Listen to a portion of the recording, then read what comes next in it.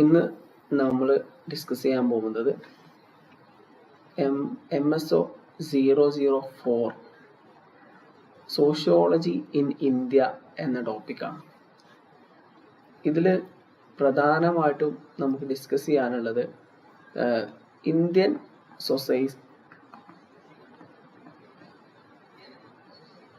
സൊസൈറ്റിയെ കുറിച്ചാണ് ഇന്ന് നമുക്ക് ഇതിൽ പ്രധാനമായിട്ടും ഡിസ്കസ് ചെയ്യാനുള്ളത്.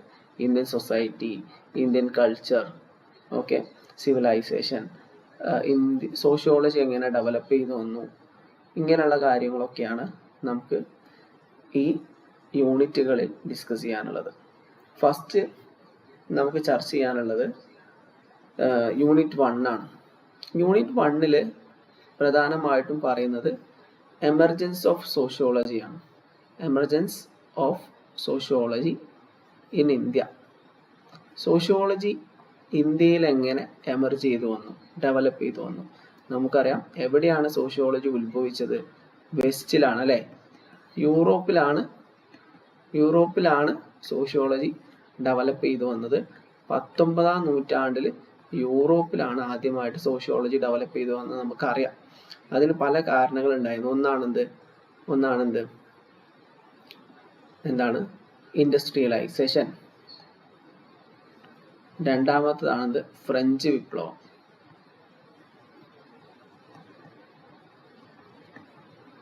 മൂന്നാമത്താണത് റിനൈസൻസ്. ഈ 3 കാരണങ്ങളാൽ യൂറോപ്യൻ സൊസൈറ്റിയിൽ ഒരുപാട് മാറ്റങ്ങൾ സംഭവിച്ചു. അപ്പോൾ ഈ മാറ്റങ്ങളെ കുറിച്ച് പഠിക്കാൻ വേണ്ടിയിട്ട് ഒരു സബ്ജക്റ്റ് ആവശ്യമാണെന്ന് സോഷ്യോളജിസ്റ്റ് മനസ്സിലാക്കി. അപ്പം അതിൻ്റെ ഭാഗമായിട്ടാണ് എന്ത് ചെയ്തത്? സോഷ്യോളജി എന്ന പഠന മേഖല യൂറോപ്പിൽ 19-ാം നൂറ്റാണ്ടിൽ ഡെവലപ്പായി വന്നത്. ഇത് ഇന്ത്യയിലേക്ക് എത്തിയത് എങ്ങനെയാണ് ഇന്ത്യയിലേക്ക് എത്തിയത് നമുക്ക് നോക്കാം. ഓക്കെ, സോഷ്യോളജി, ഇന്ത്യൻ സോഷ്യോളജി എന്ന് പറഞ്ഞാൽ യഥാർത്ഥത്തിൽ അതെന്തല്ല,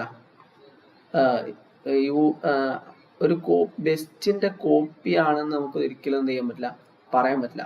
ഇന്ത്യൻ സോഷ്യോളജി എന്ന് പറഞ്ഞാൽ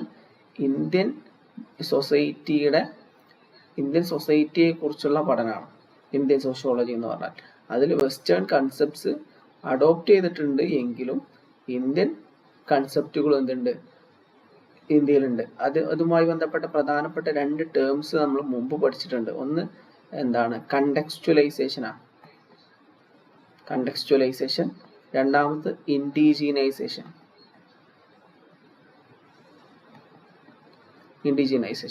ഈ 3 ടേംസ് നമുക്ക് പഠിക്കാം. ഇപ്പം ജസ്റ്റ് ശ്രദ്ധിക്കാം. അപ്പം പ്രധാനമായിട്ടും നമ്മൾ പറയാം, ഇന്ത്യയിൽ നോക്കാം. ഇന്ത്യൻ സൊസൈറ്റിയെ കുറിച്ച് നമ്മൾ പഠിക്കുകയാണെങ്കിൽ ഇന്ത്യക്ക് എന്തുണ്ട്? ഒരു വെസ്റ്റേൺ ഇൻഫ്ലുവൻസ് ഉണ്ട് ശരിക്കും. കാരണം സോഷ്യോളജി എന്ന് പറഞ്ഞാൽ എവിടുന്ന് വന്നതാണ്? യൂറോപ്പിൽ നിന്ന് വന്നതാണെന്ന് നമ്മൾ പറഞ്ഞു. അതുകൊണ്ട് യൂറോപ്പിലുള്ള ഫ്രഞ്ച് വിപ്ലവം, അതുപോലെ തന്നെ ഇൻഡസ്ട്രിയലൈസേഷൻ, ഫ്രഞ്ച് വിപ്ലവം, റിനൈസൻസ്, ഇതൊക്കെ കാരണമാണ് യൂറോപ്പിൽ എന്ത് വന്നത്? യൂറോപ്പിൽ സോഷ്യോളജി എമർജ് ചെയ്ത് വന്നത്. അതിൻ്റെ ഭാഗമായിട്ട് പിന്നെ ഇന്ത്യയിൽ വന്നതാണ്. അപ്പം ഇന്ത്യയിൽ സോഷ്യോളജി വന്നത് എങ്ങനെയാണ് യഥാർത്ഥത്തിൽ എന്ന് നമുക്ക് നോക്കാം. ഇന്ത്യയിൽ നമുക്കറിയാം, ബ്രിട്ടീഷുകാർ ഇന്ത്യയിലേക്ക് വന്ന സമയത്താണ് യഥാർത്ഥത്തിൽ സോഷ്യോളജി ഇന്ത്യയിലേക്ക് വന്നത്. ബ്രിട്ടീഷുകാർ ഇന്ത്യയിലേക്ക് വന്നത് എന്തിനു വേണ്ടിയിട്ടാണ്? ട്രേഡിന് വേണ്ടിയിട്ടാണ് അല്ലേ? അപ്പോൾ ഇന്ത്യൻ സൊസൈറ്റിയെ കുറിച്ച് ബ്രിട്ടീഷുകാർ പഠിക്കാൻ തുടങ്ങി. എന്നിട്ട് എന്തിനു വേണ്ടിയിട്ട്? ഇന്ത്യൻ സൊസൈറ്റിയെ എങ്ങനെ നിയന്ത്രിക്കും, ഇന്ത്യയിൽ എങ്ങനെ ട്രേഡ് നടത്തും, ഇന്ത്യയിൽ വ്യത്യസ്ത കൾച്ചറുള്ള ആളുകളുണ്ട്, വ്യത്യസ്ത റിലീജിയനുള്ള ആൾക്കാരുണ്ട്, വ്യത്യസ്ത ഭാഷ സംസാരിക്കുന്ന ആൾക്കാരുണ്ട്. ഇന്ത്യൻ സൊസൈറ്റിയെ എങ്ങനെ പഠിക്കും? ഇന്ത്യൻ സൊസൈറ്റിയെ കുറിച്ച് പഠിക്കാൻ വേണ്ടിയിട്ടാണ് യഥാർത്ഥത്തിൽ സോഷ്യോളജി എന്നൊരു പഠന മേഖലയായിട്ട് യൂറോപ്യൻസ് ഇവിടെ കൊണ്ടുവന്നത്. ഓക്കെ, അപ്പോൾ അതിനുശേഷം പ്രധാനമായിട്ടും 3 ഇന്ത്യൻ സമൂഹത്തെ കുറിച്ച് 3 തരത്തിലുള്ള പഠനങ്ങൾ ഡെവലപ്പ് ചെയ്തു വന്നിട്ടുണ്ട്. ഒന്നാണെന്ത്? Orientalist study. ഓറിയന്റലിസ്റ്റ് ആണ് വെസ്റ്റേൺ തിങ്കേഴ്സ് ഇന്ത്യൻ സൊസൈറ്റിയെ കുറിച്ച് മനസ്സിലാക്കിയതാണ് ഓറിയന്റലിസ്റ്റ് സ്റ്റഡി എന്ന് പറയുന്നത്. യൂറോപ്യൻസിന്റെ പഠനമാണ് ഇപ്പൊ നമ്മൾ പറഞ്ഞ പോലെ ബ്രിട്ടീഷ്. പിന്നെ അടുത്തത് മിഷനറി. ക്രിസ്ത്യൻ മിഷനറിമാര് അവരുടെ ക്രിസ്ത്യാനിറ്റി ഇന്ത്യയിലേക്ക് സ്പ്രെഡ് ചെയ്യാൻ വേണ്ടിയിട്ട് വരികയും അവർ ഇന്ത്യൻ സൊസൈറ്റിയെ കുറിച്ച് ഒരുപാട് പഠനങ്ങൾ നടത്തുകയും ചെയ്തു. അതുമായി ബന്ധപ്പെട്ട റെക്കോർഡിങ്സും ഉണ്ടായിരുന്നു. പിന്നെ അടുത്താണ് administrative purpose. Administrative data. Administrative data എന്ന് പറഞ്ഞാൽ ബ്രിട്ടീഷ് അഡ്മിനിസ്ട്രേറ്റേഴ്സ് ഇന്ത്യയിലേക്ക് വന്നപ്പോൾ അവർ രേഖപ്പെടുത്തിയ വിവരങ്ങൾ. ഇതൊക്കെ എന്തിൽ വന്നതാണ്? ഇന്ത്യൻ സൊസൈറ്റിയുമായി ബന്ധപ്പെട്ട പഠനത്തിൽ വന്നതാണ്. ഓക്കെ, ബ്രിട്ടീഷുകാർ നമുക്കറിയാം, ബ്രിട്ടീഷുകാർ ഇവിടെ വരുന്നതിന് മുമ്പ് ആരൊക്കെയുണ്ട്? അറബ്സ് ഉണ്ട്, അതുപോലെ തന്നെ ലോകം ചുറ്റി സഞ്ചരിച്ചിരുന്ന ഒരുപാട് മെഗസ്തനീസിനെ പോലുള്ള ആളുകൾ, ഇവരൊക്കെ ഇന്ത്യയിൽ വന്ന് പോയിട്ടുണ്ട്. ഇവരൊക്കെ ഇന്ത്യൻ സൊസൈറ്റിയെ കുറിച്ച് പഠിച്ചിട്ടുമുണ്ട്. ഇവരുടെ ലേഖനങ്ങളും എവിടെ ഉണ്ടായിരുന്നു? ഇന്ത്യൻ സൊസൈറ്റിയെ കുറിച്ചുള്ള ഇവരുടെ ലേഖനങ്ങളും പലയിടങ്ങളായിട്ട് രേഖപ്പെടുത്തി വെച്ചിട്ടുണ്ടായിരുന്നു. അപ്പൊ ഇന്ത്യൻ സോഷ്യോളജി എന്ന് പറഞ്ഞാൽ ഈ എല്ലാ പഠനങ്ങളും ഉൾക്കൊള്ളിച്ചിട്ടുള്ള പഠനമാണെന്ത്? ഇന്ത്യൻ സോഷ്യോളജി എന്ന് പറഞ്ഞാൽ. ഓക്കെ, അപ്പൊ ഇന്ത്യൻ സോഷ്യോളജി ഒരു ഔപചാരികമായിട്ട് വരുന്നതിന് മുമ്പ് തന്നെ എന്തുണ്ട്? ഇന്ത്യൻ സൊസൈറ്റിയെ കുറിച്ച് പലരും പഠിച്ചിട്ടുണ്ട് എന്ന് നമ്മൾ നേരത്തെ പറഞ്ഞു. പ്രധാനമായിട്ടും ഇന്ത്യ ഒരു ഡിസിപ്ലിൻ എന്ന പേരിൽ ഇന്ത്യൻ സോഷ്യോളജി വന്നത് എന്നാണ്? 1919 ഡിപ്പാർട്ട്മെന്റ് ഓഫ് സോഷ്യോളജി എന്ന പേരിൽ ബോംബെ യൂണിവേഴ്സിറ്റിയിൽ സർ പെട്രിക് ഗേറ്റ്സ് ഇവരുടെ നേതൃത്വത്തിൽ ഇന്ത്യൻ സോഷ്യോളജി എന്ന ഒരു പഠന ഡിപ്പാർട്ട്മെന്റ് നിലവിൽ വന്നു. അതിനുശേഷം ഇദ്ദേഹത്തിന്റെ സ്റ്റുഡന്റ് ആയിരുന്ന GS കുര്യയെ അദ്ദേഹം ബോംബെ സ്കൂൾ ഓഫ് സോഷ്യോളജി എന്ന ഒരു പഠന മേഖല തന്നെ എന്ത് ചെയ്തു? പിന്നീട് ഡെവലപ്പ് ചെയ്തുകൊണ്ട് വന്നു. ഇദ്ദേഹത്തെ കുറിച്ച് നമുക്ക് ഒരുപാട് കാര്യങ്ങൾ പഠിക്കാനുണ്ട്. പിന്നെ ലക്നൗ യൂണിവേഴ്സിറ്റി രാധാ കമാൽ മുഖർജി, RK കേട്ടിട്ടുണ്ടാവും, മുഖർജി, അതുപോലെ തന്നെ DP മുഖർജി, ഇവരുടെയൊക്കെ നേതൃത്വത്തിൽ എന്ത് ചെയ്തു? ലക്നൗ യൂണിവേഴ്സിറ്റി ആരംഭിച്ചു. പിന്നെ ഇന്ത്യക്ക് സ്വാതന്ത്ര്യം കിട്ടിയതിനു ശേഷം 1947 ശേഷം ഇന്ത്യൻ സൊസൈറ്റിയിൽ ഒരുപാട് മാറ്റങ്ങൾ വരാൻ തുടങ്ങിയല്ലോ. പ്രധാനമായിട്ടും ഇന്ത്യ എന്ത് ചെയ്തു? പ്ലാനിങ് കമ്മീഷൻ കൊണ്ടുവന്നു അല്ലെ? പ്ലാനിങ് കമ്മീഷൻ എന്ന് കൊണ്ടുവന്നു. അതിന്റെ ഭാഗമായിട്ട് 5 ഇയർ പ്ലാൻസ് കൊണ്ടുവന്നു. ഈ 5 ഇയർ പ്ലാനിന്റെ പ്രത്യേകത എന്താണെന്ന് വെച്ചാൽ ഓരോ 5 വർഷത്തേക്കും ഇന്ത്യ ഒരു ഫ്യൂച്ചർ പ്ലാൻ തയ്യാറാക്കിയിരുന്നു. ഇതിനെയാണ് പഞ്ചവത്സര പദ്ധതികൾ എന്ന് പറഞ്ഞത്. ഓരോ പഞ്ചവത്സര പദ്ധതികൾക്കും ഓരോ ലക്ഷ്യം ഉണ്ടായിരുന്നല്ലോ. ഫസ്റ്റ് 5 ഇയർ പ്ലാൻ എന്തായിരുന്നു? അഗ്രികൾച്ചർ ആയിരുന്നു. രണ്ടാമത്തെ പഞ്ചവത്സര പദ്ധതി എന്തായിരുന്നു? ഇൻഡസ്ട്രി. അങ്ങനെ ഓരോ പഞ്ചവത്സര പദ്ധതിക്കും ഓരോ ലക്ഷ്യങ്ങൾ ഉണ്ടായിരുന്നു നമുക്കറിയാം. അപ്പൊ ഈ ഫസ്റ്റ് പഞ്ചവത്സര പദ്ധതി അഗ്രികൾച്ചറൽ മേഖലയ്ക്ക് ഫോക്കസ് ചെയ്യുമ്പോൾ അത് ഏതെല്ലാം മേഖലയിൽ ഫോക്കസ് ചെയ്യണം? ഓരോ സമൂഹത്തിലും കാർഷിക മേഖലയ്ക്ക് ഫോക്കസ് ചെയ്യുന്ന സൊസൈറ്റി ഏതാണ്?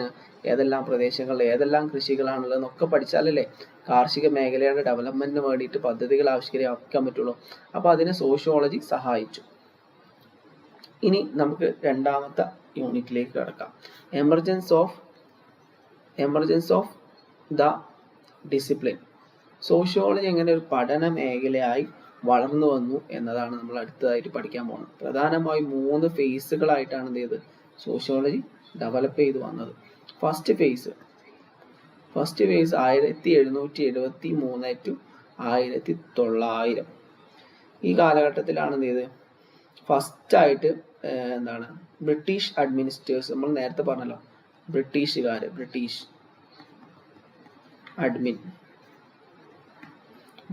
ഭരണകർത്താക്കള്, അതുപോലെ തന്നെ മിഷനറീസ്, ക്രിസ്ത്യൻ മിഷനറിമാര്, അതുപോലെ തന്നെ സ്കോളേഴ്സ്, ഇവരൊക്കെ ഇന്ത്യൻ സമൂഹത്തെ കുറിച്ച് പഠിക്കാൻ ആരംഭിക്കുകയും അതുമായി ബന്ധപ്പെട്ട ഒരുപാട് പഠന റിപ്പോർട്ടുകൾ നിലവിൽ വരികയും ചെയ്തു. ഇവർ പ്രധാനമായും എന്ത് ചെയ്തു? സർവേകൾ കണ്ടക്ട് ചെയ്തു. എത്തനോഗ്രാഫിക് സർവേ കണ്ടക്ട് ചെയ്തു. പിന്നെ അതുപോലെ തന്നെ സെൻസസ്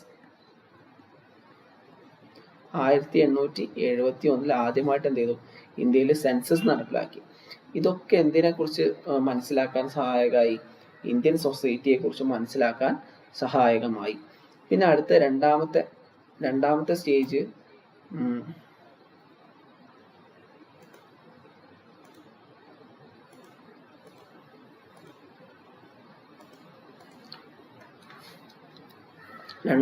വരുന്നത് 1900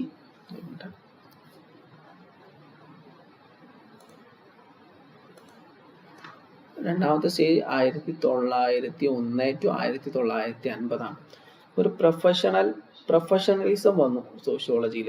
ഒരുപാട് സാമൂഹ്യ ശാസ്ത്രജ്ഞരായ, ഉദാഹരണം പറയുക LK അനന്തകൃഷ്ണ അയ്യർ, അതുപോലെ തന്നെ SC റോയ്, അതുപോലെ തന്നെ WHR റിവേഴ്സ്, ഇവരൊക്കെ എന്ത് ചെയ്തു, ഇന്ത്യൻ സമൂഹത്തെ കുറിച്ച് ഔദ്യോഗികമായി പഠിക്കാൻ തയ്യാറാവുകയും പല ഇന്ത്യൻ കൾച്ചറിനെ കുറിച്ചും സമൂഹത്തെ കുറിച്ചൊക്കെ പഠിക്കാൻ തയ്യാറാവുകയും ചെയ്തു. റോയ് 1906 തോഡ എന്ന ട്രൈബ്സിനെ കുറിച്ച് പഠിച്ചു. അതേപോലെ തന്നെ ഇവരൊക്കെ എന്ത് ചെയ്തു, ഓരോ ഇന്ത്യൻ സൊസൈറ്റിയിലെ വ്യത്യസ്ത മേഖലയെ കുറിച്ച് പഠിക്കാനും ഒരു ആന്ത്രോപോളജിക്കൽ സോഷ്യോളജിക്കൽ സ്റ്റഡി ആരംഭിക്കാനും തുടങ്ങി. പിന്നെ ഇന്ത്യക്ക് സ്വാതന്ത്ര്യം കിട്ടിയതിന് ശേഷം 1990-കൾക്ക് ശേഷം വീണ്ടും എന്ത് ചെയ്തു, സോഷ്യോളജി വീണ്ടും എക്സ്പാൻഡ് ആയി. നമുക്കറിയാം 1947 സ്വാതന്ത്ര്യം കിട്ടിയതിന് ശേഷം എന്ത് ചെയ്തു, പുതിയ പദ്ധതികൾ ആവിഷ്കരിക്കാൻ തുടങ്ങി. പ്ലാനിംഗ് കമ്മീഷൻ നിലവിൽ വന്നു. പ്ലാനിംഗ് കമ്മീഷന്റെ ഭാഗമായിട്ട് 5-year പ്ലാൻ ആരംഭിച്ചു. ഇതിന്റെ ഭാഗമായിട്ട് ഇന്ത്യൻ സൊസൈറ്റിയെ കുറിച്ച് മനസ്സിലാക്കുക എന്നത് അത്യാവശ്യമായി മാറി.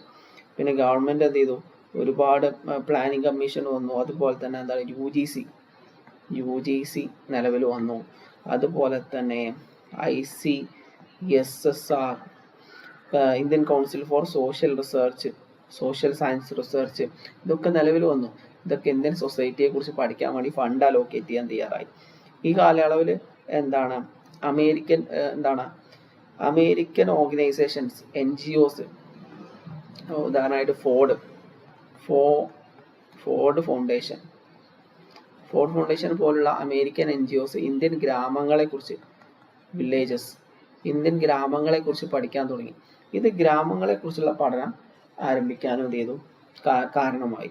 ഇങ്ങനെയാണ്. പിന്നെ സ്വാതന്ത്ര്യം കിട്ടിയതിനു ശേഷം എന്ത് ചെയ്തു, സ്വാതന്ത്ര്യത്തിന് ശേഷം കമ്മ്യൂണിറ്റി ഡെവലപ്മെന്റ് പ്രോഗ്രാമുകൾ ആരംഭിച്ചു ഇന്ത്യയിൽ. ഓക്കെ, നമ്മൾ നേരത്തെ പറഞ്ഞു, കമ്മ്യൂണിറ്റി ഡെവലപ്മെന്റ് പ്രോഗ്രാമിന്റെ ഭാഗമായിട്ടാണ് എന്ത് ചെയ്ത്, ഗ്രാമങ്ങളെ കുറിച്ച് പഠിക്കാനും NGOs, ഫോർഡ് പോലുള്ള NGOs അതിന് ഒരുപാട് സപ്പോർട്ട് ചെയ്യുകയും ചെയ്തു. ഇതിന്റെ ഭാഗമായിട്ട് ഗ്രാമങ്ങളുമായി ബന്ധപ്പെട്ട പഠനങ്ങൾ വർദ്ധിച്ചു വന്നു. എസ്പെഷ്യലി പഠിച്ചത് അഗ്രികൾച്ചറിനെ കുറിച്ചുള്ള പഠനം, സോഷ്യൽ മൂവ്മെന്റിനെ കുറിച്ചുള്ള പഠനം, അതേപോലെ തന്നെ ഇൻഡസ്ട്രിയെ കുറിച്ച് പഠിച്ചു. അതുപോലെ സോഷ്യൽ സ്ട്രാറ്റിഫിക്കേഷൻ,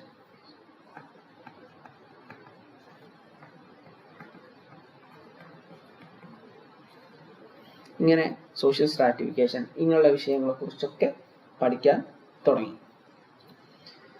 ഇനി അതുപോലെ തന്നെ ഇപ്പൊ നേരത്തെ പറഞ്ഞ കാര്യങ്ങൾ തന്നെ ഏതൊക്കെയാ, agrarian, social movement, industry, urban sociology, social stratification, ഇതിനെ കുറിച്ചൊക്കെ എന്ത് ചെയ്തു, പഠിക്കാൻ തുടങ്ങി. ഈ കാലയളവിൽ പ്രധാനമായിട്ടും യൂസ് ചെയ്തിരുന്ന പേഴ്സ്പെക്റ്റീവ്സ് സ്ട്രക്ചറൽ ഫങ്ഷണലിസ്റ്റ് പേഴ്സ്പെക്റ്റീവും കാൾ മാർക്സിന്റെ പേഴ്സ്പെക്റ്റീവുമാണ്. ഇതിനെ കുറിച്ച് നമുക്ക് എന്ത് ചെയ്യാം, അടുത്ത ടോപ്പിക്കിൽ വിശദമായിട്ട് പറയാം, അടുത്ത പാഠത്തിൽ പറയാം. ഇനി നമുക്ക് അടുത്ത ടോപ്പിക്കാണ് വില്ലേജ് സ്റ്റഡി ഇൻ ഇന്ത്യ. ഗ്രാമങ്ങളെ കുറിച്ച് നമ്മൾ നേരത്തെ പറഞ്ഞു. സ്വാതന്ത്ര്യത്തിന് ശേഷം 1950 ശേഷം എന്ത് ചെയ്തു, ഗ്രാമങ്ങളെ കുറിച്ചുള്ള പഠനങ്ങൾ വർദ്ധിച്ചു. ഓക്കെ, ഈ ഗ്രാമങ്ങളെ കുറിച്ച് ഗ്രാമങ്ങളുടെ ജീവിത രീതി, എങ്ങനെ ഗ്രാമങ്ങളെ കുറിച്ച് പഠിച്ചു, എങ്ങനെ ഗ്രാമങ്ങൾ ഡെവലപ്പ് ചെയ്തു വന്നു, എങ്ങനെ ഗ്രാമങ്ങളെ കുറിച്ച് പഠിക്കും, എന്താണ് ഗ്രാമങ്ങളെ കുറിച്ചുള്ള പഠനം, ഇതിനെ കുറിച്ചൊക്കെ എന്ത് ചെയ്തു, ആ കാലഘട്ടത്തിൽ ചർച്ച നടന്നു. ഓക്കെ, ഇത് പ്രധാനമായി 2 തരത്തിലായിരുന്നു. ഫീൽഡ് വ്യൂവും ബുക്ക് വ്യൂ ആയിട്ട് എന്ത് ചെയ്യുന്നുണ്ട്, നടന്നുണ്ട്. ബുക്ക് വ്യൂ എന്ന് പറഞ്ഞാൽ എന്താണ്? ബുക്ക് വ്യൂ എന്ന് പറഞ്ഞാൽ പുസ്തകങ്ങൾ ഉപയോഗിച്ചുകൊണ്ട് പുരാതന ആൻഷ്യൻ സാൻസ്ക്രിറ്റിക് ടെക്സ്റ്റുകൾ, മഹാഭാരതം, രാമായണം, വേദാസ്, ഉപനിഷത്ത് ഇതൊക്കെ യൂസ് ചെയ്തുകൊണ്ടുള്ള ഇന്ത്യൻ സൊസൈറ്റികളെ കുറിച്ച് പഠനമാണ് ബുക്ക് വ്യൂ എന്ന് പറഞ്ഞാൽ. ഫീൽഡ് വ്യൂ എന്ന് പറഞ്ഞാൽ പാർട്ടിസിപ്പന്റ് ഒബ്സർവേഷനെ കുറിച്ച് നമ്മൾ പഠിച്ചിട്ടുണ്ടല്ലോ. നാളെ നമുക്ക് റിസർച്ച് പറയുമ്പോൾ അതിനെ കുറിച്ച് പറയാം. പങ്കാളിത്ത നിരീക്ഷണം എന്ന മെത്തേഡ് യൂസ് ചെയ്തുകൊണ്ട് സോഷ്യോളജിസ്റ്റ് നേരിട്ട് ഒരു പ്രദേശത്ത് പോയി സർവേ ചെയ്തുകൊണ്ട് പഠിക്കുന്നതിനെയാണ് എന്ത് പറയാ, ഫീൽഡ് വ്യൂ എന്ന് പറയാം. ഓക്കെ, പിന്നെ അതിനുശേഷം നമുക്ക് പറയുകയാണെങ്കിൽ സോഷ്യോളജിയെ കുറിച്ചുള്ള പ്രധാനപ്പെട്ട കാഴ്ചപ്പാടുകൾ. അതിൽ പ്രധാനപ്പെട്ട നമുക്കറിയാം ഒരു കാഴ്ചപ്പാടാണിത്. ഇന്ത്യൻ സൊസൈറ്റി, ഇന്ത്യൻ ഗ്രാമങ്ങൾ സെൽഫ് സഫിഷ്യന്റ് ആയിരുന്നു എന്ന ഒരു പേഴ്സ്പെക്റ്റീവ്. ഈ പേഴ്സ്പെക്റ്റീവ് മുന്നോട്ട് വെച്ച ആള് ആരാണ്? ചാൾസ് മെറ്റ്കഫെ. ചാൾസ്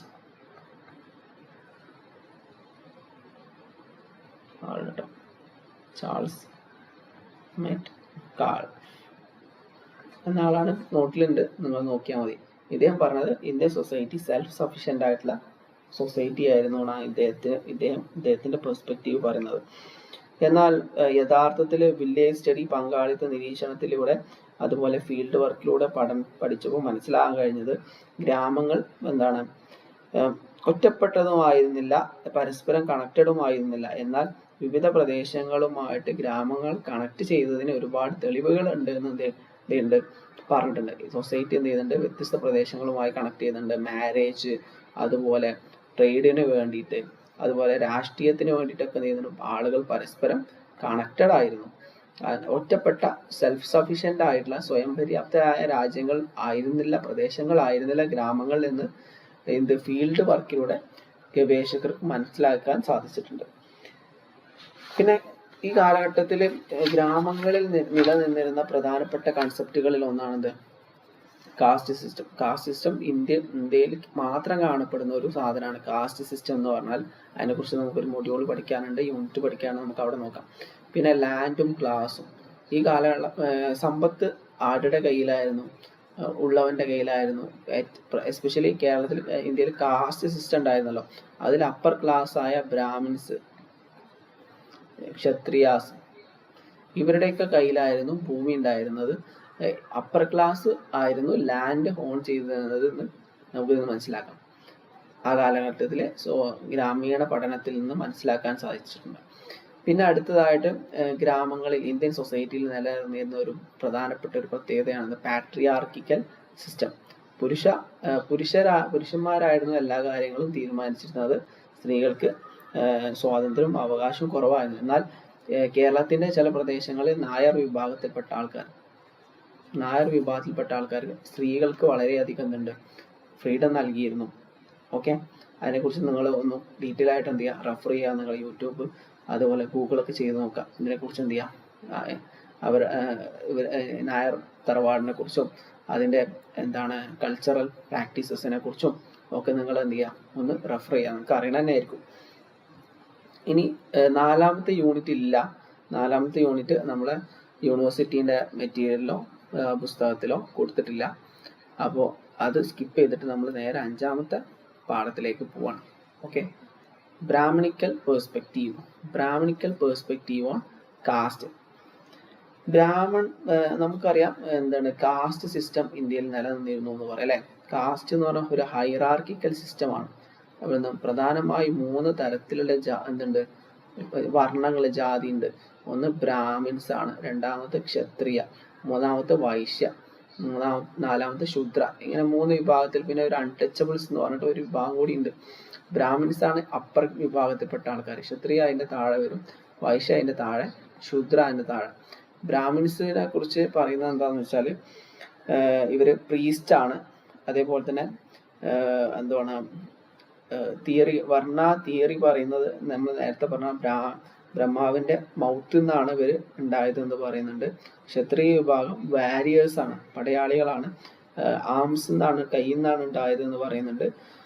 വൈശ്യാസ് ഉണ്ടായത് ട്രേഡേഴ്സാണ്, വൈശ്യാസ് ട്രേഡേഴ്സാണ്. അതുപോലെ തന്നെ ഇവർ തൈസ് എന്നാണ്, കാൽത്തുടയിൽ നിന്നാണ് ഉണ്ടായതെന്ന് പറയുന്നുണ്ട്, അത് വേദഗ്രന്ഥത്തിൽ പറയുന്നുണ്ട്. പിന്നെ അതുപോലെ തന്നെ ശൂദ്രാസ് ഉണ്ടായത് ഫീറ്റ്, കാൽപാദത്തിൽ നിന്നാണെന്നൊക്കെ എന്ത് ചെയ്യുന്നുണ്ട്. ഇതൊക്കെ ബുക്ക് വ്യൂ ആണ്. ബുക്ക് വ്യൂവിനെ കുറിച്ച് നമ്മൾ നേരത്തെ പറഞ്ഞല്ലോ. ബുക്ക് വ്യൂ എന്ന് പറഞ്ഞാൽ എന്താണ്? പുസ്തകത്തിന്റെ അടിസ്ഥാനത്തിൽ ഇന്ത്യൻ ടെക്സ്റ്റ് ബേസ്ഡ് ഇൻഫോർമേഷൻ ആണ് ഈ പറയുന്നത് കേട്ടോ. അപ്പോൾ ഓരോന്നോരോ പ്രത്യേകതയാണ്. പിന്നെ അവർക്ക് ഓരോ ഗുണങ്ങളുണ്ട്. ഗുണങ്ങൾ ഇപ്പോൾ നമ്മൾ വർണ്ണ, ഗുണാസ്, അതുപോലെ തന്നെ സത്വഗുണ, രജസ്, തമസ് എന്നൊക്കെ പറഞ്ഞിട്ട് ഓരോ വാക്കുകൾ ഉണ്ട്. അതൊക്കെ നിങ്ങൾ എന്ത് ചെയ്യുക, പഠിച്ചു നോക്കുക. അതേപോലെ തന്നെ twins born caste, twice born caste. ഈ ട്വൈസ് ബോൺ കാസ്റ്റ് 3 കാസ്റ്റാണ്. ബ്രാഹ്മിൺസ്, ക്ഷത്രിയ, വൈശ്യ. ഇവരാണെന്ത് ട്വൈസ് ബോൺ കാസ്റ്റ് എന്ന് പറയാം. ഇവർക്ക് ജനിച്ചതിന് ശേഷം ആൺകുട്ടികളാണെങ്കിൽ എന്ത് ചെയ്യും, ഒരു ഇനീസിയേഷൻ സെറിമണി എന്ന് പറഞ്ഞിട്ടുള്ള ഒരു നൂലുകെട്ടൽ ചടങ്ങുണ്ട്. അതിനുശേഷം വരുന്നുണ്ട് ഒരു സെക്കൻഡ് സ്പിരിച്വൽ ബർത്ത് ഉണ്ടാവും എന്നൊക്കെയാണ് പുസ്തകങ്ങളിലൊക്കെ പറയുന്നത്. അതൊക്കെ ബുക്ക് വ്യൂ ആണ്. Book view of Brahmanical perspective ആണ് ഇപ്പൊ നമ്മൾ പറയുന്നത്. പിന്നെ പറയാനുള്ളത് എന്താണ്, പ്യൂരിറ്റി ആൻഡ് ഇംപ്യൂരിറ്റിനെ കുറിച്ച് നമുക്ക് പറയാം. ഈ ഓരോ വിഭാഗത്തിൽപ്പെട്ട ആൾക്കാരും പ്യൂറും ഇംപ്യൂറും ആണ്. ഇവർ തമ്മിലുള്ള ഡിസ്റ്റൻസ് ഒക്കെ പറയുന്നുണ്ട്. അതൊക്കെ നിങ്ങൾ പുസ്തകം റെഫർ ചെയ്ത് കഴിഞ്ഞാൽ മനസ്സിലാവും ഓരോ ആളുകൾ. പിന്നെ അതുമായി ബന്ധപ്പെട്ട് തൊടാൻ പാടില്ല, ഫുഡ്, സോഷ്യൽ ഇൻട്രാക്ഷൻ, ഇതുമായി ബന്ധപ്പെട്ടൊക്കെയുള്ള ഡിസ്ക്രിമിനേഷൻസിനെ കുറിച്ചൊക്കെ പറയുന്നത് ഏറ്റവും പ്യൂറസ്റ്റ് ആയ ആൾക്കാർ ബ്രാഹ്മിൻസ് ആണെന്നാണ് എന്ത് പറയുന്നത്, ടെക്സ്റ്റ് പറയുന്നത്. ടെക്സ്റ്റ് ബേസ് ഇൻഫോർമേഷൻ ആണ് നമ്മൾ ഇത്രയും നേരം പറഞ്ഞിട്ടുള്ളത്. അപ്പോൾ ഇതാണ് പിന്നെ പറയാനുള്ളത്. പല ഗുണങ്ങളെ കുറിച്ച് നമ്മൾ ഓൾറെഡി പറഞ്ഞു. വർണ്ണാസ്, സത്വഗുണ, രജസ്, തമസ്, ഇതൊക്കെ. അതുപോലെ ട്വൈസ് ബോൺ കാസ്റ്റ്. പിന്നെ ജജ്മാനി സിസ്റ്റത്തെ കുറിച്ച് നമുക്ക് തൊട്ട് അടുത്ത യൂണിറ്റിൽ പറയാനുള്ളതാണ്. ജജ്മാനി സിസ്റ്റം എന്ന് പറഞ്ഞാൽ എന്താണ്, സൊസൈറ്റിയിൽ എപ്പോഴും ഉണ്ട് വ്യത്യസ്ത കാസ്റ്റിൽപ്പെട്ട ആൾക്കാർ തമ്മിൽ ഒരു ഇന്റർ കണക്ഷൻ നിലവിലുണ്ടായിരിക്കും. ബ്രാഹ്മണര്, ക്ഷത്രിയര്, വൈശ്യര്. ഈ ബ്രാഹ്മണര് എന്ത് ചെയ്യും, പൂജാകർമ്മങ്ങൾ ചെയ്യും.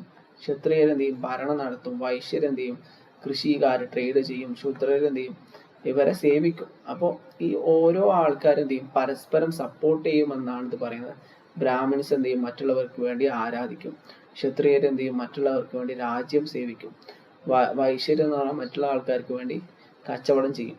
ശൂദ്രർ എന്ന് പറഞ്ഞാൽ ഇപ്പോൾ പുസ്തകത്തിൽ പറയുന്നത് ഇപ്പോൾ ബ്രാഹ്മിൻസിന്റെ ഒക്കെ അശുദ്ധം എന്ത് ചെയ്യും, ഇവരിലേക്ക് അബ്സോർബ് ചെയ്യും. അതായത് അശുദ്ധമല്ലാത്ത ജോലികളൊക്കെ, ബ്രാഹ്മിൻസിന്റെ അശുദ്ധമല്ലാത്ത ജോലികളൊക്കെ ചെയ്തുകൊണ്ട് അവർക്ക് വരാനുള്ള അശുദ്ധിയൊക്കെ എന്ത് ചെയ്യും, ഇവർ സ്വയം അബ്സോർബ് ചെയ്യുമെന്നാണ് പുസ്തകത്തിൽ പറയുന്നത്. ടെക്സ്റ്റ്, ഇതൊക്കെ എന്താണ്, ടെക്സ്റ്റ് വ്യൂ ആണ്. ടെക്സ്റ്റ് വ്യൂ ഇതിനെന്ത് പറയും, ബുക്ക് വ്യൂ എന്ന് പറയും. അപ്പോൾ ഇതാണ് നമ്മൾ പറഞ്ഞത്. ഇനി നമുക്ക് ഫീൽഡ് വ്യൂ. ഇപ്പൊ നമ്മൾ ബുക്ക് വ്യൂ ആണ് പറഞ്ഞത്. ഇനി നമുക്ക് ഫീൽഡ് വ്യൂ പറയാം. എന്താണ് ഫീൽഡ് വ്യൂ? ബുക്ക് വ്യൂ എന്ന് പറഞ്ഞാൽ പുസ്തകത്തിൽ മാത്രം പറഞ്ഞ കാര്യങ്ങളാണ്. എന്നാൽ ഫീൽഡ് വ്യൂ എന്ന് പറഞ്ഞാൽ എന്താണ്, ടെക്സ്റ്റ് ബേസ്ഡ് നോളജ് അല്ല, യഥാർത്ഥ ഡെയിലി ലൈഫിൽ എന്താണ് നടക്കുന്നത് എന്നതാണ് ടെക്സ്റ്റ് വ്യൂവിൽ പറയുന്നത്, ഫീൽഡ് വ്യൂ പറയുന്നത്. ഓക്കെ, ചില ആളുകൾ എസ്പെഷ്യലി എം എൻ ശ്രീനിവാസ് പിന്നെന്താണ്, അങ്ങനെ ഒരുപാട് ആൾക്കാർ എന്താണ്, പിന്നെന്താണ് AR ദേശായി, അതുപോലെ എന്താണ്, അങ്ങനെ ഒരുപാട് ആൾക്കാർ ഇന്ത്യൻ സൊസൈറ്റിയെ കുറിച്ച് വിശദമായ പഠനങ്ങൾ നടത്തി, ഫീൽഡ് വർക്ക് നടത്തി. അതിന്റെ ഭാഗമായിട്ട് ഒരുപാട് തിയറീസ് ഇവർ ഡെവലപ്പ് ചെയ്തു. അതിൽ എം എൻ ശ്രീനിവാസൻ ഡെവലപ്പ് ചെയ്ത ഒരു തിയറിയാണെന്ത്, സംസ്കൃതവൽക്കരണം എന്ന് പറഞ്ഞ തിയറി. ഇന്ത്യയിൽ എന്ത് ചെയ്യുന്നുണ്ട്, ചില താഴ്ന്ന കാസ്റ്റിൽപ്പെട്ട ആൾക്കാർ അവരുടെ ലൈഫ് സ്റ്റൈലിൽ ചേഞ്ച് വരുത്തിക്കൊണ്ട് അപ്പർ സോഷ്യൽ സ്റ്റാറ്റസ് നേടിയെടുത്തതായി ഇദ്ദേഹത്തിന് മനസ്സിലായി. അതിനെന്ന് സംസ്കൃതൈസേഷൻ എന്നാണ് പറയും. അതേപോലെ തന്നെ ഡോമിനന്റ് കാസ്റ്റ് എന്ന് പറഞ്ഞ ഒരു കൺസെപ്റ്റും അദ്ദേഹം എന്ത് ചെയ്യുന്നുണ്ട്, വിശദീകരിക്കുന്നുണ്ട്.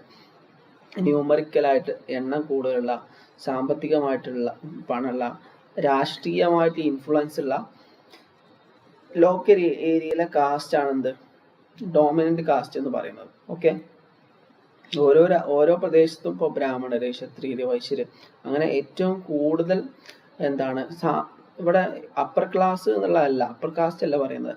ഒരു പ്രദേശത്ത് ഏറ്റവും കൂടുതൽ എണ്ണം കൂടുതലുള്ള, പൈസ കൂടുതലുള്ള, രാഷ്ട്രീയ സ്വാധീനമുള്ള ആളുകളെയാണ് എന്ത് പറയാം, ഡോമിനന്റ് കാസ്റ്റ് എന്ന് പറയാം. അവർ ബ്രാഹ്മണരാവാം, ക്ഷത്രിയരാവാം, വൈശ്യരൊക്കെ ആവാം. അവരെയാണ് ഡോമിനന്റ് കാസ്റ്റ് എന്ന് പറഞ്ഞ വിഭാഗത്തിൽ വിചാരിക്കുന്നത്. പിന്നെ അത് ഇദ്ദേഹം ഈ ഫീൽഡ് വ്യൂ വഴി കണ്ടെത്തിയ ഫൈൻഡിങ്സ്, പ്രധാനമായും ഉള്ള ഫൈൻഡിങ്സ്, അതായത് ബുക്ക് വ്യൂവിൽ നിന്നും വിപരീതമായിട്ട് ഫീൽഡ് വ്യൂവിൽ എന്തെല്ലാം ഫൈൻഡിങ്സ് ഇവർക്ക് സോഷ്യോളജിസ്റ്റിന് കണ്ടെത്താൻ കഴിഞ്ഞു എന്ന് നമുക്ക് നോക്കാം. ഒന്ന്, caste rank is not fixed. ഈ കാസ്റ്റ് എന്ന് പറഞ്ഞാൽ നമുക്കറിയാം, പുസ്തകത്തിന്റെ അടിസ്ഥാനത്തിൽ പറയുകയാണെങ്കിൽ ബ്രാഹ്മണര്, ക്ഷത്രിയര്, വൈശ്യര്, ശൂദ്രര് ഇങ്ങനെ ഒരു റാങ്ക് ഓൾറെഡി ഫിക്സ് ചെയ്യപ്പെട്ടിട്ടുണ്ട്. എന്നാൽ സിറ്റുവേഷനിൽ അങ്ങനെയല്ല. സിറ്റുവേഷൻ അനുസരിച്ച്, അതുപോലെ ലോക്കലി ആളുകൾ എന്ത് ചെയ്യും, ചിലപ്പോൾ ചില കാസ്റ്റ് എന്താണ്, ചില സൊസൈറ്റിയിൽ ചില കാസ്റ്റ് അപ്പർ കാസ്റ്റ് ചെയ്യിക്കാനും, മറ്റൊരു സൊസൈറ്റിയിൽ ആ കാസ്റ്റ് ഈ കാസ്റ്റിന് താഴെ കാര്യം വരുന്നുണ്ടാവും. അപ്പോൾ എല്ലാ സൊസൈറ്റിനും ഒരുപോലെ, എല്ലാ സൊസൈറ്റിക്ക് അനുസരിച്ച് കാസ്റ്റിന് ഒരുപാട് സിറ്റുവേഷണൽ മാറ്റങ്ങൾ ഉണ്ട് എന്ന് പഠനങ്ങൾ പറഞ്ഞിട്ടുണ്ട്, മനസ്സിലാക്കാൻ കഴിയും. അതുപോലെ power matters more than purity. ശുദ്ധിയേക്കാളും പവറിന് പ്രാധാന്യം നൽകുന്നുണ്ട്. എഫ് ജി ബെയ്ലി നടത്തിയ ഒരു പഠനത്തിലാണ് എന്ത് ചെയ്ത് ഇത് മനസ്സിലാക്കാൻ കഴിഞ്ഞിട്ടില്ല. അദ്ദേഹം ബിസിപുര എന്ന് പറഞ്ഞ സ്ഥലത്ത്,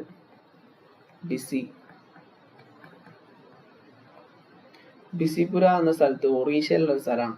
അവിടെ എന്ത് ചെയ്ത് അദ്ദേഹം പഠനം നടത്തി. അവിടെ അദ്ദേഹത്തിന് മനസ്സിലാക്കാൻ കഴിഞ്ഞ പൊളിറ്റിക്കൽ, എക്കണോമിക്കൽ പവർ ഉള്ള ആളാണ് അവിടെ മുൻപന്തിയിൽ നിൽക്കുന്നത് എന്ന് അവർക്ക് മനസ്സിലാക്കാൻ കഴിഞ്ഞു. പിന്നെ അടുത്തതാണത് rejection of the system. Owen Lynch എന്ത് ചെയ്യുന്നുണ്ട്, ചില പ്രദേശങ്ങളിൽ എന്താണ് ഇവിടെ എന്ത് ചെയ്യുന്നുണ്ട്, കാസ്റ്റ് സിസ്റ്റത്തിൽ തന്നെ റിജക്റ്റ് ചെയ്യുന്നതായി എന്ത് ചെയ്യുന്നുണ്ട്, കാണുന്നുണ്ട്. ചില ആൾക്കാർ സംസ്കൃതൈസേഷന് പ്രാധാന്യം നൽകാതെ, ചില കാസ്റ്റ് സംസ്കൃതൈസേഷന് പ്രാധാന്യം നൽകാതെ പൊളിറ്റിക്കൽ മൊബിലൈസേഷനും എഡ്യൂക്കേഷനിലൂടെ എന്ത് ചെയ്യുന്നുണ്ട്, അപ്പർ മൊബിലിറ്റിക്ക് വേണ്ടി ശ്രമിക്കുന്നുണ്ട്. ഓക്കെ, അതുപോലെ തന്നെ ഇങ്ങനെയുള്ള ഒരുപാട് കാര്യങ്ങൾ, ഇപ്പൊ ജാദവ്സ് ഓഫ് ആഗ്ര, ഇതൊക്കെ ഇതിന് ഉദാഹരണമായിട്ട് പറയുന്നുണ്ട് പുസ്തകത്തിൽ. ഇനി അടുത്തത് അംബേദ്കറിനെ കുറിച്ചും രാം മനോഹർ ലോഹിയയെ കുറിച്ചുമാണ് നമുക്ക് നോക്കാനുള്ളത്. അംബേദ്കർ എന്താണ് പറയുന്നത് നോക്കാം. അംബേദ്കർ എന്താണ് കാസ്റ്റ് സിസ്റ്റത്തെ കുറിച്ച്, അംബേദ്കർ കാസ്റ്റ് സിസ്റ്റത്തെ കുറിച്ച് പറയുന്നത് എന്തൊക്കെയാണ് നമുക്ക് നോക്കാം. അംബേദ്കർസ് ക്രിറ്റിസിസം. ഫസ്റ്റ് ക്രിറ്റിസിസം എന്ന് പറഞ്ഞാൽ ഗ്രേഡഡ് ഇനീക്വാലിറ്റി. അദ്ദേഹം പറഞ്ഞ ഒരു ടേമാണ് ഗ്രേഡഡ് ഇനീക്വാലിറ്റി. ഈ ടേം നിങ്ങൾ എന്ത് ചെയ്യണം, ശ്രദ്ധിച്ചു വെക്കണം. ഇത് പ്രധാനപ്പെട്ട പോയിന്റാണ്. ഇത് ചോദിക്കാൻ സാധ്യതയുള്ള ഒരു ക്വസ്റ്റ്യൻ കൂടിയാണ്. ഗ്രേഡഡ് ഇനീക്വാലിറ്റി എന്ന് പറഞ്ഞാൽ എന്താണ്, ഇത് ശരിക്കും എന്താണ്, കാസ്റ്റ് സിസ്റ്റം എന്ന് പറഞ്ഞാൽ ഒരു ഡിവിഷൻ ഓഫ് ലേബർ മാത്രമല്ല, ഡിവിഷൻ ഓഫ് ലേബറർ കൂടിയാണ്. തൊഴിൽ വിഭജനം മാത്രമല്ല, തൊഴിലാളികളുടെ വിഭജനമാണ്. ഇപ്പോൾ ബ്രാഹ്മണർ എന്ന് പറഞ്ഞ ഒരു കൂട്ടം തൊഴിലാളികളെ, ക്ഷത്രിയർ എന്ന് പറഞ്ഞ മറ്റൊരു കൂട്ടം തൊഴിൽ ചെയ്യുന്ന ആൾക്കാരെ, വൈശ്യർ എന്ന് പറഞ്ഞ ഒരു കൂട്ടം തൊഴിൽ ചെയ്യുന്ന ആൾക്കാരെ, ശൂദ്രർ എന്ന് പറഞ്ഞ ഒരു ടീം, അങ്ങനെ തൊഴിലാളികളുടെ വിഭജനമാണ്, തൊഴിൽ വിഭജനം അല്ല എന്ന് ഇദ്ദേഹം പറയുന്നുണ്ട്. പിന്നെ അത് ഈ കാസ്റ്റ് സിസ്റ്റത്തിലൂടെ ലിബർട്ടി, ഇക്വാലിറ്റി, ഫെർട്ടേണിറ്റി, ഇതൊക്കെ എന്ത് ചെയ്യുന്നുണ്ട്, ഇതുപോലുള്ള കോർ വാല്യൂസ് ഒക്കെ എന്ത് ചെയ്യുന്നുണ്ട്, നഷ്ടപ്പെട്ടു പോകുന്നുണ്ട് എന്ന് ഇദ്ദേഹം പറയുന്നത്. അതേപോലെ തന്നെ കാസ്റ്റ് എന്ന് പറഞ്ഞ സ്റ്റേറ്റ് ഓഫ് മൈൻഡ് ആണ് എന്ന് അദ്ദേഹം പറയുന്നുണ്ട്. State of mind. ഇപ്പൊ ഇദ്ദേഹം എന്ത് ചെയ്യുന്നു, പിന്നെ പറയുന്നത് എന്താണ്, ഡിവിഷൻ ഓഫ് ലേബറിനെ ക്രിട്ടിസൈസ് ചെയ്യുന്നുണ്ട്. പിന്നെ അതേപോലെ അദ്ദേഹം പറയുന്നത് ഒരു സിംഗിൾ സ്റ്റാൻഡേർഡ് റിലീജിയസ് ടെക്സ്റ്റ് വേണം, എല്ലാവരും അംഗീകരിക്കുന്ന സിംഗിൾ സ്റ്റാൻഡേർഡ് റിലീജിയസ് ടെക്സ്റ്റ് വേണമെന്ന് ഇദ്ദേഹം ചെയ്യുന്നുണ്ട്, പറയുന്നുണ്ട്. ഇതൊക്കെയാണ് ആരത്, ബി.ആർ. അംബേദ്കറിന്റെ ക്രിറ്റിസിസം. ഇനി നമുക്ക് അടുത്തത് നോക്കാം, രാം മനോഹർ ലോഹിയ കാസ്റ്റ് സിസ്റ്റത്തെ കുറിച്ച് എന്താണ് പറയുന്നത്. അദ്ദേഹത്തിന് ഒരു വാക്ക് ശ്രദ്ധിക്കുകയാണെങ്കിൽ, കാസ്റ്റ് റെസ്ട്രിക്ട്സ് ഓപ്പർച്യൂണിറ്റി കൺസ്ട്രിക്ട്സ് എബിലിറ്റി. അതായത് കാസ്റ്റ് എന്ത് ചെയ്യും, അവസരങ്ങൾ നഷ്ടപ്പെടുത്തും എന്നാണ് അതിൽ ഷോർട്ടായിട്ട് പറയുന്നത്. ഇത് കാസ്റ്റ് എന്ന് പറഞ്ഞാൽ യഥാർത്ഥത്തിൽ ഒരു ക്ലാസ് തന്നെയാണ്. ഇമ്മൊബിലൈസ് ചെയ്യപ്പെട്ട ഒരു ഇപ്പം നമ്മൾ നേരത്തെ പറഞ്ഞു ബ്രാഹ്മൺസ്, ക്ഷത്രിയര്, വൈശ്യര്, ശൂദ്രര്, ഇതൊക്കെ ഓരോ കാസ്റ്റ് ആണല്ലോ അല്ലെ. 4 കാസ്റ്റിനെ കുറിച്ച് പറയുന്നതാണ് ബ്രാഹ്മൺസ്, ക്ഷത്രിയാസ്, വൈശ്യർ, ശൂദ്ര. ഇവരൊക്കെ ഒരു ക്ലാസ് തന്നെയാണ്. ഇവർ അപ്പർ ക്ലാസ്, ലോവർ ക്ലാസ് ഒക്കെ തന്നെയാണ്. ക്ലാസിന്റെ പ്രത്യേകത എന്താന്ന് വെച്ചാൽ ക്ലാസ് മൊബിലൈസേഷൻ ഉണ്ട്. ഒരു പാവപ്പെട്ട ആൾക്ക് സമ്പത്ത് ഉണ്ടാക്കി കഴിഞ്ഞാൽ അയാൾ എന്ത് ചെയ്യും? അപ്പർ ക്ലാസ് ആവാം. സമ്പത്ത് കുറഞ്ഞ അയാൾ ലോവർ ക്ലാസ് ആവാം. എന്നാൽ കാസ്റ്റസിൽ അങ്ങനെ എന്ത് ചെയ്യാൻ പറ്റില്ല. മൊബിലൈസേഷൻ ഇല്ലാത്ത ക്ലാസ്സിനെയാണ് കാസ്റ്റ് എന്ന് അദ്ദേഹം പറയുന്നത്. പിന്നെ ഇദ്ദേഹം റിസർവേഷനെ കുറിച്ച് പറയുന്നുണ്ട്. ഈ കാസ്റ്റ് ബേസ്ഡ് ഇഷ്യൂസിന് സൊല്യൂഷൻ ആയിട്ട് ബാക്ക്വേർഡ്സിന് എന്ത് ചെയ്യുന്നുണ്ട്? റിസർവേഷൻ ആവശ്യമാണെന്ന് അദ്ദേഹം പറയുന്നുണ്ട്. എസ്പെഷ്യലി സ്ത്രീകൾക്ക്, ദളിറ്റ്സിന്, മൈനോറിറ്റീസിനൊക്കെ റിസർവേഷൻ വേണമെന്ന് ഇദ്ദേഹം പറയുന്നുണ്ട്. ഇദ്ദേഹം മുന്നോട്ട് വെച്ചൊരു ടേം ആണെന്ന് റോട്ടി ആൻഡ് ബേട്ടി. റോട്ടി കൊണ്ട് ഉദ്ദേശിക്കുന്നത് എന്താ വെച്ചാൽ എന്താണ്? ഈ പഴയ കാലത്ത് ഇവിടെ നമുക്ക് ഭക്ഷണം പട്ടിണി മാറ്റാനുള്ള റോട്ടിയല്ല ഇവിടെ ഉദ്ദേശിക്കുന്നത്. ഇവിടെ റോട്ടി അദ്ദേഹം ഉദ്ദേശിക്കുന്നത് എന്താണ്? ഇന്റർ ഡൈനിങ് ആണ്. ഒരുമിച്ച് എല്ലാ വിഭാഗത്തിൽപ്പെട്ട ആൾക്കാർ ഒരുമിച്ച് ഭക്ഷണം കഴിക്കണം. ബേട്ടി എന്ന് പറഞ്ഞാൽ അവിടെ ഇന്റർ കാസ്റ്റ് മാരേജിനെ കുറിച്ചാണ് പറയുന്നത്. വിവാഹം, മക്കളെ എല്ലാ വ്യത്യസ്ത കാസ്റ്റിൽപ്പെട്ട ആൾക്കാർക്ക് വിവാഹം ചെയ്ത് കൊടുക്കണം. അങ്ങനെ അതാണ് റോട്ടി ബേട്ടി എന്ന് പറഞ്ഞിട്ട് നമ്മൾ ഉദ്ദേശിക്കുന്നത്. അപ്പൊ ഇത് ഇദ്ദേഹം മുന്നോട്ട് വെച്ചൊരു കൺസെപ്റ്റ് ആണ്. ഇത് ശ്രദ്ധിക്കാം. ഇനി അടുത്തത് സെൻസസ് പേഴ്സ്പെക്റ്റീവ്. സെൻസസിന്റെ അടിസ്ഥാനത്തിൽ നമ്മൾ ഇനി പറയാൻ പോകുന്നത് സെൻസസ് പേഴ്സ്പെക്റ്റീവ് ആണ്. 1871 എന്ത് ചെയ്യുന്നുണ്ട്? ഫസ്റ്റ് സെൻസസ് ഇന്ത്യയിൽ നടപ്പിലാക്കിയിട്ടുണ്ട്. ഈ സെൻസസിന്റെ അടിസ്ഥാനത്തിൽ എന്ത് ചെയ്യുന്നുണ്ട്? കാസ്റ്റിനെ കുറിച്ച് ഒരുപാട് പഠനങ്ങൾ നടത്തിയിട്ടുണ്ട്. ഓക്കെ, തുടക്കത്തിൽ എന്ത് ചെയ്യുന്നുണ്ട്? ആദ്യകാലത്തൊക്കെ കാസ്റ്റ് സെൻസസ് ഉണ്ടായിരുന്നു. കാസ്റ്റ് സെൻസസ് ഇപ്പൊ നിർത്തലാക്കി സ്വാതന്ത്ര്യത്തിന് ശേഷം. ഇപ്പോൾ വീണ്ടും കാസ്റ്റ് സെൻസസ് കൊണ്ടുവരണം എന്ന് പറഞ്ഞിട്ട് നമുക്കറിയാം, പാത്രത്തിലും വാർത്തയിലൊക്കെ രാഷ്ട്രീയ നേതാക്കൾ പറയുന്നത് കേട്ടിട്ടുണ്ട്. ഏതായാലും എന്ത് ചെയ്യുന്നുണ്ട്? ആദ്യകാലത്തൊക്കെ കാസ്റ്റ് സെൻസസ് ഉണ്ടായിരുന്നു. എല്ലാം കാസ്റ്റ് ഇന്ത്യയിൽ ഉണ്ട് എന്നുള്ളതിനെ കുറിച്ചൊക്കെ എന്ത് ചെയ്യുന്നുണ്ട്? കാസ്റ്റ് സെൻസസിൽ പറഞ്ഞിരുന്നു. ഓക്കെ,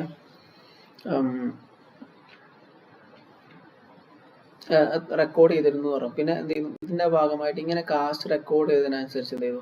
കാസ്റ്റ് ബേസ്ഡ് എന്ത് ചെയ്തു? ഇൻഫ്ലുവൻസ് കൂടി. ആളുകൾ എന്ത് ചെയ്തു? ഓരോ കാസ്റ്റിൽപ്പെട്ട ആൾക്കാർ അവരുടെ സ്റ്റാറ്റസ് ഉയർത്തണം, താഴ്ത്തണം എന്നൊക്കെ പറഞ്ഞിട്ട് എന്ത് ചെയ്തു? ഗവൺമെന്റ് അടുത്ത് വരാൻ തുടങ്ങി. ഇങ്ങനെ എന്ത് ചെയ്തു? കാസ്റ്റിന് ഭയങ്കര പ്രാധാന്യം ലഭിച്ചു. പിന്നെ അതുപോലെ ഐഡന്റിറ്റി ഇങ്ങനെയുള്ള അതിനുശേഷം പോസ്റ്റ് ഇൻഡിപെൻഡന്റ് കാലഘട്ടത്തിൽ എന്ത് ചെയ്യുന്നുണ്ട്? 1947 ഇന്ത്യക്ക് സ്വാതന്ത്ര്യം കിട്ടി. അതിനുശേഷം കാസ്റ്റ് ബേസ്ഡ് സെൻസസ് എന്ത് ചെയ്തു? എടുത്തു കളഞ്ഞു. പക്ഷെ SC അതുപോലെ തന്നെ ST കാസ്റ്റുകളെ കുറിച്ച് എന്ത് ചെയ്യുന്നുണ്ട്? കൗണ്ട് ചെയ്യുന്നുണ്ട്. റീഇൻട്രൊഡ്യൂസ് ചെയ്യണമെന്ന് പറഞ്ഞിട്ട് ചർച്ചകൾ നടത്തുന്നുണ്ട്.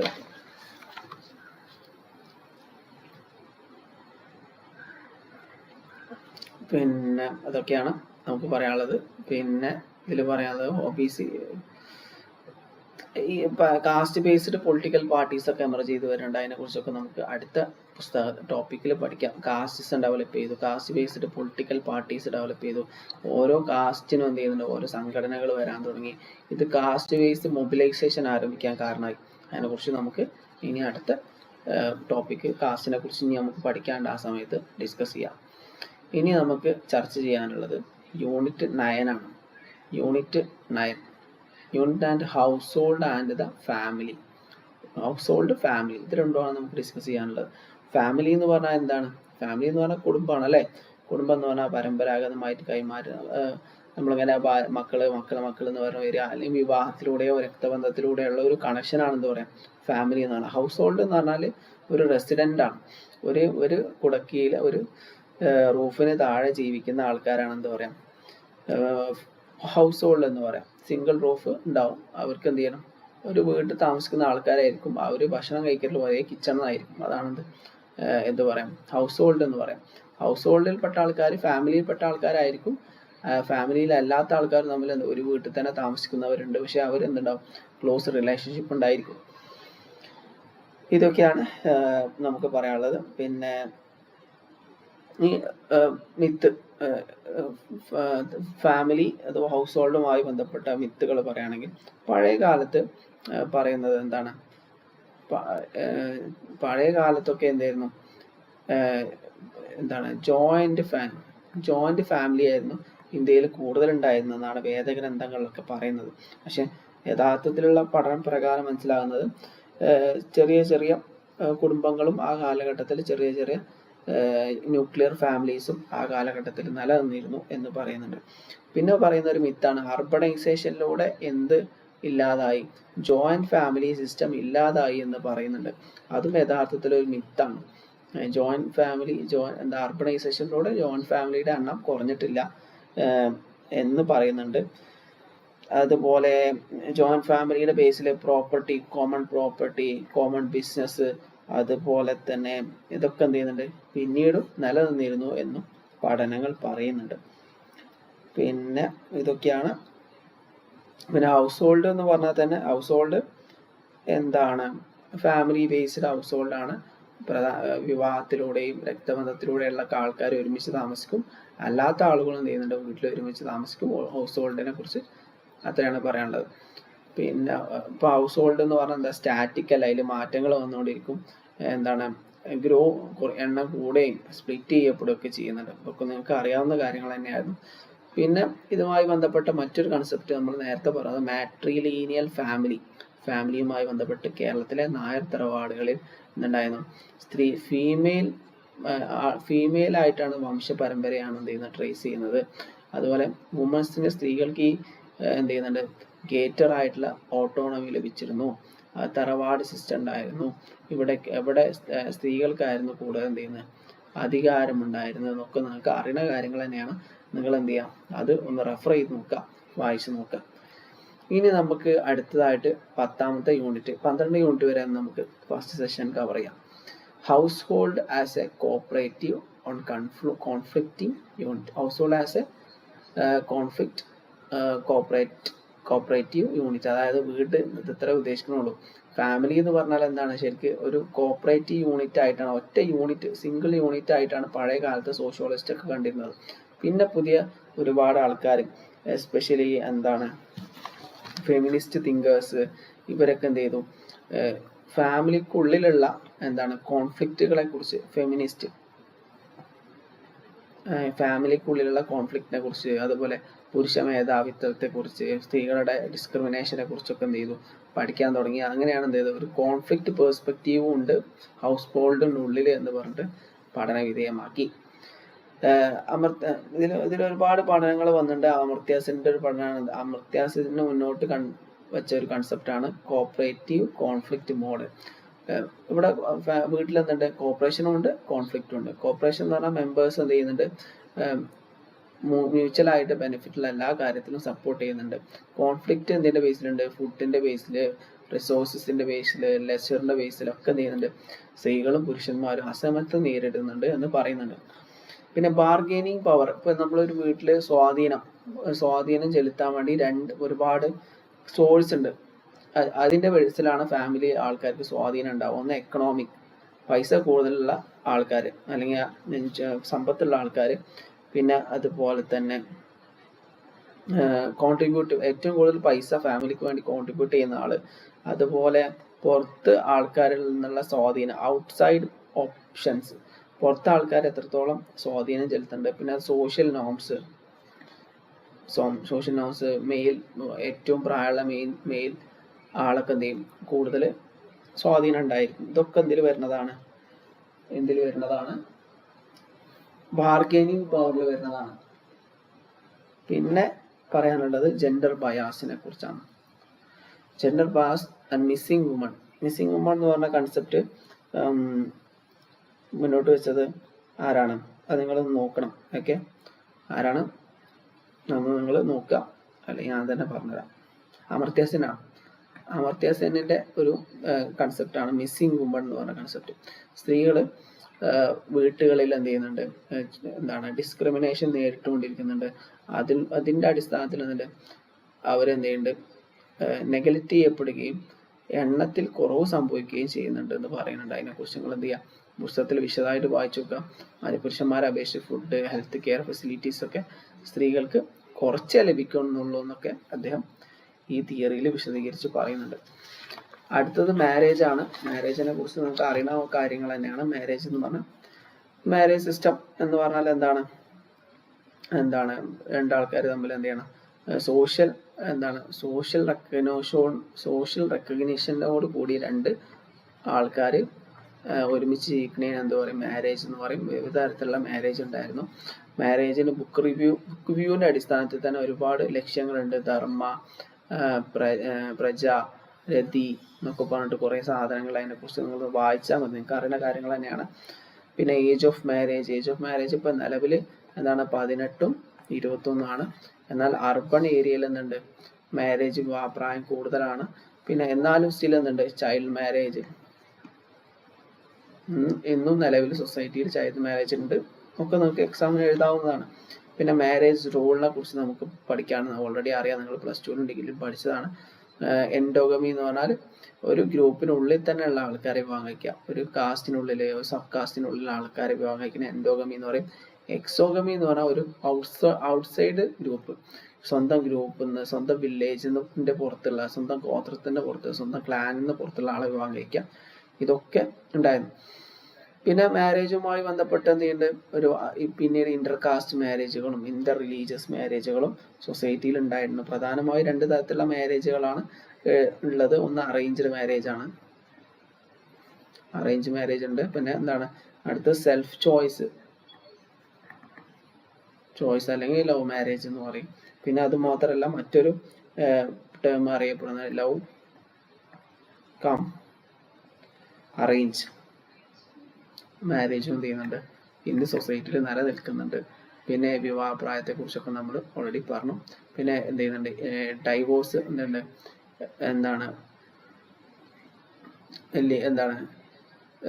അതുപോലെ തന്നെ ഡൈവോഴ്സ് നിലനിൽക്കുന്നുണ്ട്. ചില റിലീജിയനിലൊക്കെ എന്ത് ചെയ്യുന്നുണ്ട്, ഡൈവോഴ്സ് ഇല്ലീഗലാണ്, എങ്കിലും എന്ത് ചെയ്യുന്നുണ്ട്, നിലനിൽക്കുന്നുണ്ട്. Status, prestige